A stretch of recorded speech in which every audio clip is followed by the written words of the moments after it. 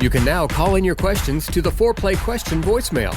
Dial 833-MY-4PLAY. That's 833-MY-4-PLAY. Or 833-694-7529. And leave your question, and we'll use the questions for our mailbag episodes. Hello again, and welcome to Foreplay Radio Sex Therapy. I'm your host, certified sex therapist Laurie Watson, author of Wanting Sex Again, and blogger at Psychology Today and WebMD.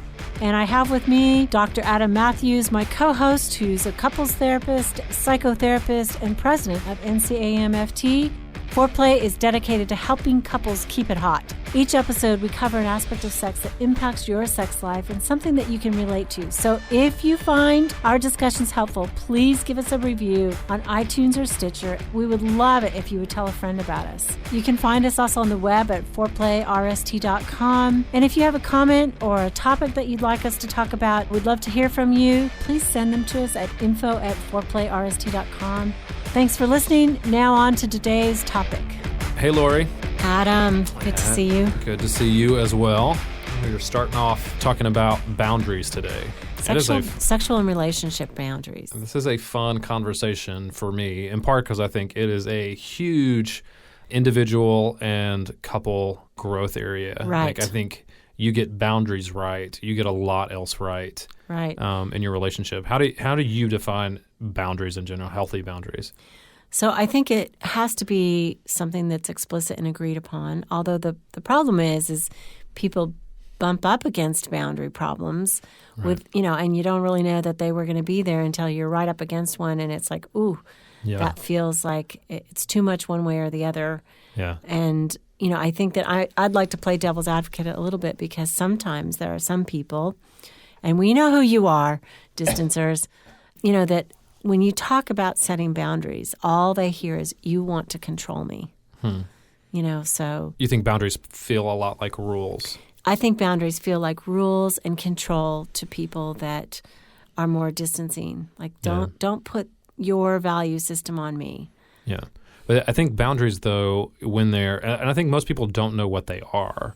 Like, I don't think they Describe for us a good boundary. I think boundaries are anything that makes something distinct, right? Okay. If you think of boundaries of a country, right, or a state, or even a city, like it's something that marks something as different than another thing, right? So, we're in Raleigh, so the city of Raleigh has boundary markers that where Raleigh turns into, you cross that boundary, right? And you're in something else that's different. And so boundaries, personal boundaries, individual boundaries, are boundaries that mark me distinct from somebody else. Okay. Right? And a lot of times, most of the times, there are physical boundaries. We have physical space, right? Boundaries that we are comfortable with. I'm comfortable with people being so close to me, or that's different. Right. That you may feel more comfortable with people being right up in your face, having a conversation, whereas I may want people to stand a foot away from me, right, or further. So there's personal space boundaries. Right. That's a really natural one that I think we all identify with. Yeah, you can know that one. Hugging. Maybe I'm more of a hugger than you are, or other people Doubtful. are. Doubtful. I'm a total hugger. I agree with that. Right. You can think about those, but I think it gets harder to translate when we're talking about emotional boundaries. Yes. Right. So relational boundaries. And relational boundaries. So I have distinct boundaries of things that I'm okay with. My family's emotional boundaries, we were okay with talking over each other, for instance, right? My wife's family was not okay with that. And they're not okay with talking over each other or being loud with each other. They're going to talk. They're not going to be as loud. And that's, if I'm okay with that, right, then I'm saying that my boundary So that's okay when I always interrupt you? Yes. That's totally okay. It just is exciting, and we're just talking, and the whole thing rolls. Right. But okay, but if it's my wife, for instance, she's not going to be okay with that. Yeah. Then you talk about like relational boundaries. Basically it's saying what they are kind of rules of relationship, but they're mutually agreed upon. Okay. What am I okay with? What are you okay with? And how do we negotiate that to what we're okay with? And they make us distinct, right? It makes our relationship distinct from other relationships. It defines it as different from other relationships. It defines me as different from other people individually, but as a couple, our boundaries are going to say, this is what we are okay with and this is what we're not okay with, and it defines us as unique and different from other couples, right? Right. And I think, certainly our podcast is pitched two couples who are concerned about fidelity and monogamy. Yeah. So that is a really big boundary. Right. And often, though, I would say defined differently. Yeah. By couples, like Absolutely. what violates that and what they consider. I mean, we get a lot of questions about this, and certainly we do a lot of clinical work around people who think, well, it's monogamous, but, just because I kissed this person or went to this strip club or watched porn they have different value sets in terms of how that's defined. It's going to vary from couple to couple, but that is the type of stuff we're talking about. Yeah. Most of the time, in monogamous committed relationships, you're talking about the physical act of intercourse is only with each other. Like that's a boundary that you draw. Right. And most of the time, what's interesting to me is that people don't always even say that out loud to each other, right? It's just assumed that if we're in a married monogamous relationship, we're not going to have sex with other people. But that is one of the clearest boundaries, wouldn't you say? Sure. That couples draw with each other. That would definitely be my understanding. Right. Right. But then you go into those other areas that you were talking about, and people are going to hold different things. And so they may feel like, for instance, I had a couple one time who the man invited a female coworker over to their house when the wife wasn't there, and they were in the video game industry, and so they were playing video games together. And he did not think that was a boundary cross of their monogamous relationship, but she certainly did, and was really, really upset by it, even though she agreed that nothing physical had happened between them and nothing romantic was happening between them. That was a boundary cross for her, that there had been another woman alone in their house. So boundaries are more than just absolutes. They're also things that are safekeepers, right? Absolutely. Things that keep us in the direction toward fidelity and monogamy, not necessarily just absolutes. And I think it becomes, you could spend a lot of time trying to define all these for a long time. And this couple, it sounds like they bumped up against it.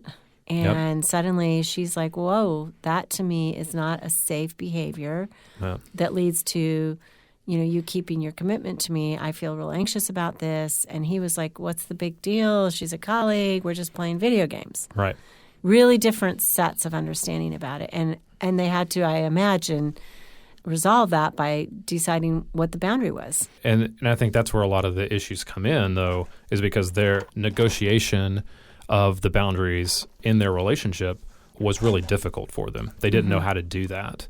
They were arguing over the specific thing that happened rather than what's the boundary in our relationship, what's okay and what's not. I mean, sometimes you have to define that specifically, but a lot of times I think people get too focused on this particular boundary cross as opposed to this felt really violating to me. And let's talk about why that is, right? It may have been just because she didn't know it was happening, right? Yeah. That her boundary is more, I don't want to be surprised by the relationship These that you are have. things that we clear up with each other before they happen. Right. That may be the boundary versus that it's just that there was somebody, alone in their house together. It may be more, I just want to know, or it may be, I don't want you having platonic friendships with members of the opposite sex. Right. Which is a whole nother one, then you have to go into negotiating that. But I think couples have a hard time negotiating where those are because they get locked into their positions. They get locked in, don't they, because of a deep feeling, a deep fear of somehow or another this behavior that you've done is going to lead to the breakup of our relationship and I'm going to be abandoned. And so that feeling of abandonment is what grips people, I think, and rather than an open discussion. I noted even as you were talking about it, you said, Adam, this is a violation. And I think that people sometimes talk about sort of minor infractions in their relationship, when clearly they haven't even agreed on or discussed these things. Yep. And they start out with really powerful language like that. You have violated my trust. And it's like, whoa, I just had a colleague over to play video games. It wasn't even a trust issue in his heart or mind or even close. Maybe, he wasn't at all attracted to her or whatever. But like sometimes what we want to do is definitely start these conversations in ways that lead to open discussion and trying to figure it out before we bring in big, powerful words like you have gone against our marital vows by doing this. Well, sure. I think if you're going to catastrophize it, that's one thing. Yeah. But I do think, like, for her, it felt like a violation. Maybe it felt like and I think probably more if you got to the root of it, it felt like a threat to their relationship. I feel threatened. I feel threatened by this. This is, and maybe I don't even know why, but it's like the boundary was set, it was crossed, and it seems to threaten the relationship. I think that's what happens in an affair, right? And an affair is a violation because it destroys that boundary, right? It breaks it apart, and it has to be rebuilt and redefined. Here, in a case like having a colleague over, it feels like a bigger threat, and so that boundary gets threatened. And so then if it happens to me and I feel really threatened, I have a hard time knowing how to then clearly state what my boundary is, go about enforcing that and getting agreement. Yes. And so I think for the other person, it's helpful to know this feels like a threat to me, but for me to still be open to talking about it, and so maybe it wasn't as big a violation to them as it was to me. I'm really picking on your language today, Adam, That's okay. because I'm thinking about some of my patients. You said, how would I go about enforcing this boundary? And it's like, ooh, that feels like language that is oriented toward control versus language that is oriented toward mutuality. And I know you as a clinician. I know that's not what you're meaning, but I think you're representing what people say, that what happens now if I can't make them do that? And I think that's what I hear a lot. But I would say that that's part of knowing how to be a well-boundaried individual, is knowing how to enforce my boundaries without it feeling like control. Enforce my boundaries, not your boundaries. That's exactly right. Yeah, I'm not trying to get you that. I'm not trying to get you to do something, but I think we should come back and talk about that, because I think it's an important distinction, because it is not enforcing my rule that I'm now saying that this has to be a part of our relationship. Sure. But it's saying, and I have a good story for you. Okay, good. We'll be right back. Foreplay Radio Sex Therapy with sex therapist Laurie Watson and couples therapist Dr. Adam Mathews. Let's talk about when the ex is back in town, Facebook friends that have different values, things like that, and we'll be right back.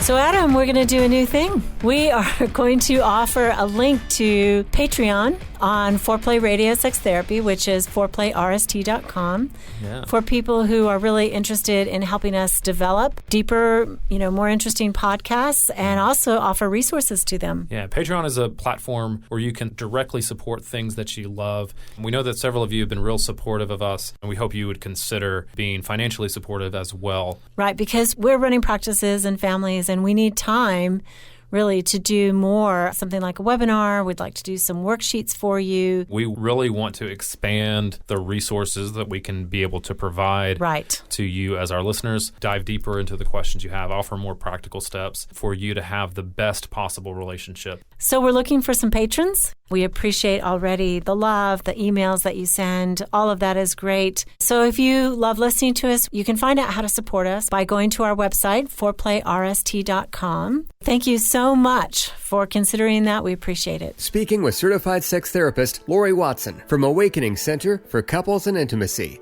Laurie, what is an intensive? So an intensive is 12 to 14 hours of therapy all in one weekend. And it's a way to really make fast progress on an issue that you've been stuck in. Maybe it's a sexual issue or a relationship issue. People will fly in maybe on a Friday, and we'll do 3 hours usually, get them acclimated, kind of set a direction. And then on Saturday, we usually do 4 or 5 hours, and Sunday morning, 4 or 5 hours as well. Compared to weekly therapy, there's just so much more you can get done when you have a chunk of time. How do people know if an intensive will help them? I do an initial hour interview to make sure that the candidate is suited for that kind of deep, long work, and also to make sure that I'm the right person. And for the record, if you don't choose to come in and see me, then you don't have to pay for that hour. Overcome the challenges in your relationship and your sex life. Learn more about intensives and Awakening Center's other services at awakenloveandsex.com.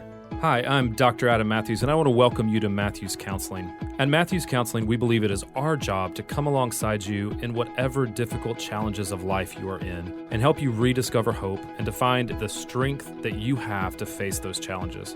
We believe in people, specifically that no two people are alike and therefore they need solutions that are unique to them.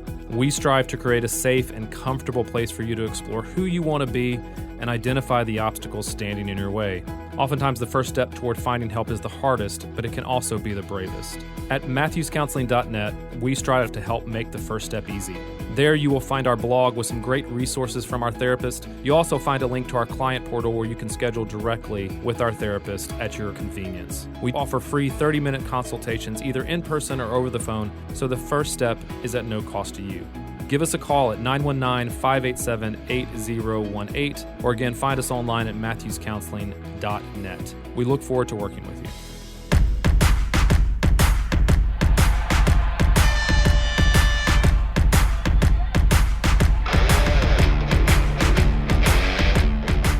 So we're back talking about boundaries. And I love this subject because I think it's such a good one. And we were talking about before how to enforce your boundaries, yes, right, in a way that doesn't feel like control and that's the thing. Boundaries are not controlling.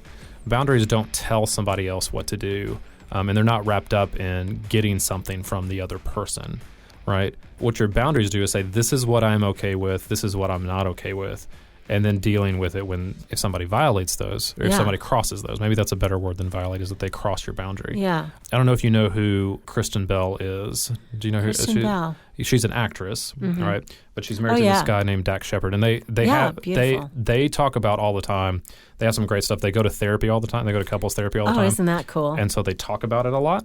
I saw a video of her talking about some of their experiences in couples therapy and what they had to learn in that. And one of the things that she talks about is that she would, when they would have fights, she would dramatically leave, slam the door, get in her car and spin the tires out, squeal them out, and then she would go like around the corner and just sit there and wait, right, as a way to just like show him, right? She talks about how he came to her and said, like she would, after a few times of her doing this, he would come to her and say, this is not okay with me. He said, I want to talk about a way to do this differently. He said, I respect myself too much for that to continue to happen. And he was open enough to talk about how he wanted things to change, and they came up with a plan together. It's like maybe next time she talked about how this was just built into her. She just did this and felt like she had to get out of the situation. And so they talked about, well, maybe you can go outside or you can leave the room, but you can't peel out of the drive. You can't leave the premises, the house, or whatever it is. And they talked about how to negotiate that and down to where something they were both agree with. But I love the phrase, I respect myself too much. Right. For allow this, I think let this go on. I think that is it's not enforcing like you have to do it this way, but it's saying I am not okay with this, and I'm so much okay with it that it's not going to push me out of the relationship right now. But if it kept going, it would eventually mean that I couldn't stay in the relationship. Right. So with a boundary, I mean, we have to kind of think through what our reaction might be if there's a violation. Right. There's that word again. So easy. Or if there's a crossing of that boundary. Yep. And it could be anything. We want, as best we can, to have a measured response. When we have an agreement with somebody and they cross that boundary, we want to have a measured response to that, because a lot of people just say, okay, I'm done. I'm out of the marriage. I'm quit. Right. I'm going to leave you. And they're using that bomb every single time. Yes. This is crazy, but I see couples, and sometimes no matter what the difference is, I mean, it could just be a difference. Like, what is this? I guess I'm just going to have to leave you because you don't do it my way. I'm like, whoa. So you want to have that's controlling. That's controlling. Yeah. And you want to have a sense of what you would do if your partner does something that, is against what you've agreed on. So let's just take one. Yep. What happens when the old flame is in town? Yeah. Does love ever die? Yeah. Are you saying, should that be a boundary or? Yeah, should, and your partner says, hey, Janie's in town, like to see her. Where's the agreement? Let's work that through. Like, what would be the compromise? What's the sense in that? Yeah. Well, I do think it's hard because I do think it has to do with what you're comfortable with. Right. Right. So every couple may have an individual different boundary. We're not going to tell you at foreplay the right and wrong way you should negotiate this. Yeah. And I do think you have to, like the ex thing, not just on they're in town and I want to see them personally. I think a lot of times now they're on social media, they're on Facebook, they're making contact that way. Mm-hmm.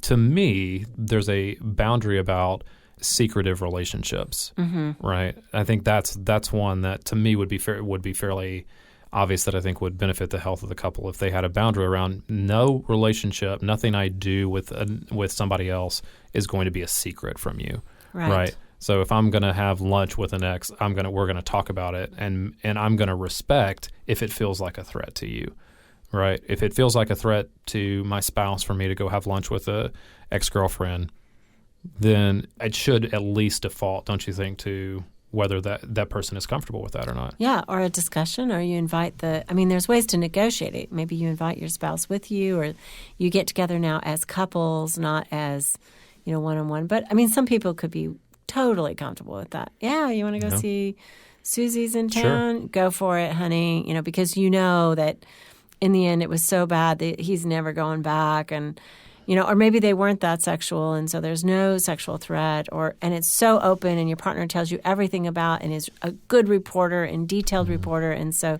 you're wildly comfortable. So there's no right or wrong way to negotiate it, but there is a sense of being aware that certain things probably do need to be talked about. I think, too, the old flame on Facebook, it used to be that when your partner went home for the high school reunion, that was a hotbed of affairs. Yeah. But now Facebook is in the eternal high school reunion or college reunion. Mm-hmm. You're always available to those people, and you can secret message them and all that. And I think it's more problematic. I think to have those people as your friends, especially if it's somebody who maybe inappropriately contacts your partner and says, "Hey, I'm just wondering how you're doing." Yeah. If your partner tells you that, that's first of all a really good sign, right? Yeah. They're open. I just want you to know my ex-girlfriend contacted me. First of all, I think those are the people you trust more, right? Because they're open. It's discovery of that, like, hey, I've been having I noticed on Facebook you've been having a conversation with your ex. What's that about? And then the person says, oh, I didn't think anything about it. I didn't tell you. It's like, hello, you got to be thinking about that. I think that when boundaries, because they are defining of the relationship, when you find yourself doing things with somebody else, right, that are supposed to be inside the boundary of your relationship with your partner, right, that's where I think the cross starts to come in. Sure. So if you start to be sharing your inner struggle with, a friend, an opposite sex friend, and you're not sharing equally with your partner, and because sharing develops an intimacy, right? And I think in adulthood, it's very difficult to define, to figure out the line between emotional intimacy and sexual intimacy. And I think that happens physically as well, too. It does. I have lots of couples who they're doing things physically with somebody else that would very clearly, in my mind anyway, be something that should be so like you would have a member of the opposite sex sitting on your lap, for instance, right? Oh, gracious, right? Yeah. And you're just having a conversation with them. Or you're being physical and playful with them in a way, even at work, that starts to define that relationship as being different than a friendship. Right. Right. Right. And I think those are the type of things that you have to be aware of. Some people that have told me slap and tickle probably goes beyond the realm of absolutely. Sending private jokes over Facebook or text, right? Or texting, right? Yeah, texting a sexy innuendo. Yeah, it's like you're leaning into the relationship in an intimate, more sexual way. Yeah, then probably is going to benefit your marriage or your commitment. Yeah, and I think that we may not necessarily call that infidelity at sometimes, right? I don't think it would be. There's a lot of things like that may not be technically infidelity, but they are infidelity light. They're like you said, they're leaning into that. It's setting a trend, perhaps. Yeah, it may even possibly set you up for an affair, which may not be what you're even wanting at all. Yeah. You may not even have that in mind, but it may be setting you up for something. But let's talk about it from the distancer side, and who says, look, I do not want to have to check in with my partner every time an ex-girlfriend contacts me. That's ridiculous. I am just friends with these women. I've always stayed friends with these women. I'm not going to report on that. Yeah.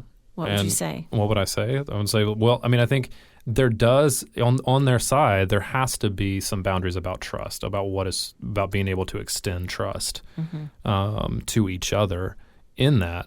But at the same time, like, you can't continue to act like you're a single person. That your actions don't have repercussions for your committed relationship. Yeah, I think one of the first tasks are a very important early developmental task is to form a we. Yeah. This is about us. And so that there is a part that we think of a third entity. There's me, there's you, there's us. And that we give it equal weight. Yes. And we think about, you know what, in order to be married or in order to have this commitment, I also have to think about my individual actions as impacting that. So I have to ask myself, you know, could it be misinterpreted? Could I possibly be tempted? Yeah. You know, like, yeah, it's so great to see all my exes, you know, from Texas at any time of day or night, you know, and I feel totally clean about my boundaries. But does my partner know that? Yes. I mean, maybe a conversation, right, that says, hey, I just want you to know I've always stayed friends with my girlfriends. It's never been an issue. I've never gone back to anybody. Once I'm done, I'm totally done. You know, are you kosher with that? Are you comfortable with that? I mean, maybe something like that, just so that you're clear right in the beginning versus your partner becoming surprised and then it feeling like a secret that you kept from them. Yeah. I think this openness allows for more leeway. It's kind of like the difference between the spirit of the law and the letter of the law. Absolutely. The spirit of the law says, I'm concerned and committed to the we, to us, and to building that up and keeping any of my individual behaviors from something that would jeopardize that behavior. I think that's the key to me. Or jeopardize that relationship. Yeah, well, and I think it would jeopardize the security of that relationship. That relationship has to feel secure and safe for both people. Right? And so it can't be something that's where you're micromanaged and every move that you make right, because that is can feel scrutinized. so controlling. Yes, it's not controlling, but it's respect for each other. So if I say, I've always kept in touch with my exes, it's not a big deal to me. I know my boundaries. Do you feel okay with it? If my partner says, no, I don't, that's really hurtful to me, I have to have a profound respect for that. Right? That it doesn't make them feel safe. So that doesn't mean that anything that my partner offers up as a solution, well, you should never talk to another woman ever again. I don't have to agree to that. I'm not going to say, okay, I'll never do that, just because you feel hurt by that. But we're going to say, okay, let's talk about that, because that feels overly controlling to me. What would be a safe compromise that would make you still feel secure and respect your need for that not to happen, to feel threatened? How do I help make you feel secure in this? Yes, and setting boundaries is ripe territory for the power struggle, for the pursuer-distancer stuff to emerge, one person to feel too controlled. And certainly we've all dealt with, both of us have dealt with patients who we think are too controlling, and we've dealt with people who we think, are too distancing. They're not forthcoming enough with information to make their partner feel that security. Yeah. I feel like we could keep talking because there's so many examples we didn't talk about, especially the friends with different values. I think we need to do a whole podcast on that.